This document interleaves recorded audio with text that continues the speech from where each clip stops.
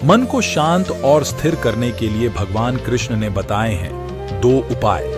किसी भी चीज को समझने के लिए सबसे पहले मन को शांत रखना चाहिए और फिर काम पर ध्यान देना चाहिए, क्योंकि हम मन से ही प्रश्न खोज लेते हैं और मन में ही जवाब देकर बैठ जाते हैं।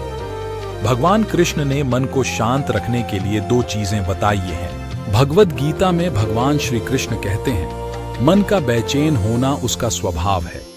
हमारे मन को लगता है कि अगर वह अलग अलग बातों के बारे में सोचता रहेगा तो हमें आने वाली हर मुश्किल और मुसीबत से बचा लेगा, पर ऐसा होता नहीं है।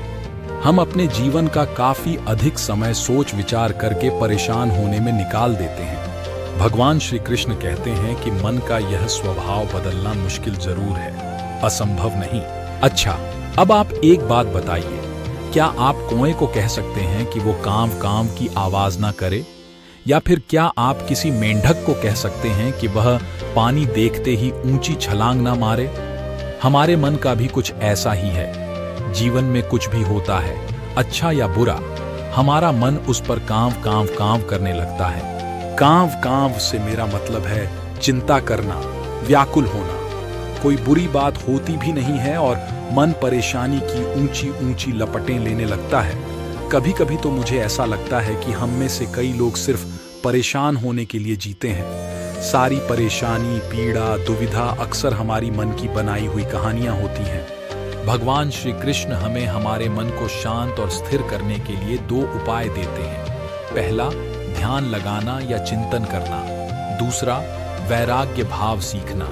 अब ध्यान या चिंतन शब्द सुनते ही आप में से कई लोग कहेंगे कि आप आंख बंद कर सांसें अंदर बाहर नहीं ले सकते। यहाँ हम सब गलती कर बैठते हैं। चिंतन या ध्यान का मतलब सिर्फ आंख बंद कर बैठना नहीं होता।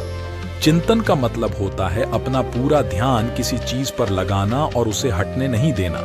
अगर आप रोटी बना रहे हैं तो सिर्फ उस बात पर ध्यान दीजिए। अगर आप पिक्चर देख रहे हैं तो अपना पूरा ध्यान पिक्चर पर लगाएं। ये मत सोचिए कि पिक्चर देखकर आप अपना कितना वक्त बर्बाद कर रहे हैं। जब आप जीवन के हर छोटे बड़े काम को पूरे ध्यान से करते हैं तो आपका जीवन ही एक चिंतन बन जाता है। ऐसे जीवन में शांति, स्थिरता, साहस और सफलता का होना अनिवार्य है। वैराग्य भाव, दूसरा उपाय। वैराग्य का अर्थ यह नहीं कि आप सब कुछ छोड़कर जंगल में जाकर बैठ जाएं। वैराग्य का सच्चा अर्थ है कि आप जो काम